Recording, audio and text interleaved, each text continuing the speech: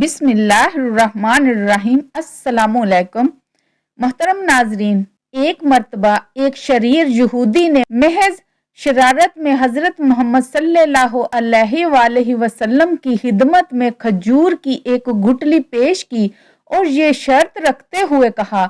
کہ اگر آپ آج اس گٹلی کو مٹی اور پانی کے نیچے دبا دیں اور کل یہ ایسا ایک تناور درخت بن جائے اور زمین پر لہلہانے لگے جس میں پھل یعنی کھجوریں بھی پیدا ہو جائیں تو میں آپ کی تعلیمات پر ایمان لے آؤں گا، گویا مسلمان ہو جاؤں گا۔ رسول اللہ صلی اللہ علیہ وآلہ وسلم نے اس کی یہ شرط تسلیم کر لی اور ایک جگہ جا کر آپ صلی اللہ علیہ وآلہ وسلم نے اس گٹلی کو مٹی کے نیچے دبا دیا اور اس پر پانی ڈالا اور اللہ سبحانہ و تعالیٰ سے دعا بھی کی اور وہاں سے واپس تشریف لے آئے۔ اس یہودی کو دنیاوی اصولوں کی کسوٹی پر یقین کامل تھا کہ ایک دن میں کسی بھی طرح درخت تیار نہیں ہو سکتا، لیکن رسول اکرم صلی اللہ علیہ وآلہ وسلم کی ذات اقدس کی روحانیت اور آپ کا اعتماد اس کے دل ہی دل میں کھٹک اور خدشہ ضرور پیدا کر رہا تھا کہ کہیں کل ایسا ہو ہی نہ جائے کہ کھجور کا درخت بن جائے اور اسے ایمان لانا پڑ جائے۔ اس نے اپنے اس وسوسے کو دور کرنے کے لیے دنیاوی اصولوں کی مدد لی اور شام کو اس جگہ پر جا کر جہاں کھجور کی گٹلی آقائے دو جہاں صلی اللہ علیہ وآلہ وسلم نے بوئی تھی اس کو وہاں سے نکال لیا اور خوش واپس آ گیا کہ اب کھجور کا نکلنا تو درکنار، کھجور کے درخت کا نکلنا ہی محال ہے، لیکن وہ نہیں جانتا تھا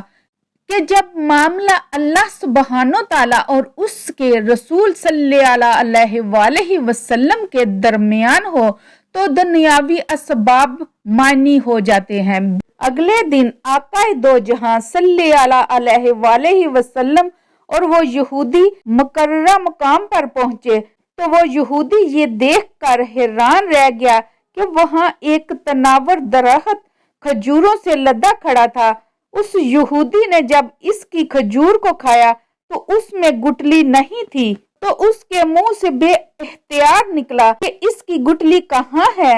مرقوم ہے کہ اس موقع پر رسول اللہ صلی اللہ علیہ وآلہ وسلم نے فرمایا گٹلی تو تم نے کل شام ہی نکال لی تھی، اس لیے کھجور میں تو گٹلی نہیں ہے، البتہ تمہاری خواہش کے عین مطابق کھجور کا درخت اور کھجور موجود ہے۔ کہا جاتا ہے کہ وہ یہودی اللہ سبحانہ تعالیٰ کے اذن سے رسول اکرم صلی اللہ علیہ وآلہ وسلم کے اس معجزے کو دیکھ کر مسلمان ہو گیا۔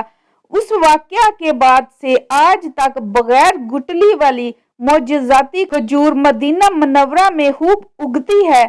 حضرت جعفر بن محمد اپنے والد سے نقل کرتے ہیں کہ حضرت عمر رضی اللہ تعالیٰ عنہ کے پاس یمن سے جوڑے آئے تو انہوں نے لوگوں کو پہنا دیے۔ شام کو لوگ وہ جوڑے پہن کر آئے۔ اس وقت حضرت عمر رضی اللہ تعالیٰ عنہ قبر اطہر اور منبر شریف کے درمیان بیٹھے ہوئے تھے۔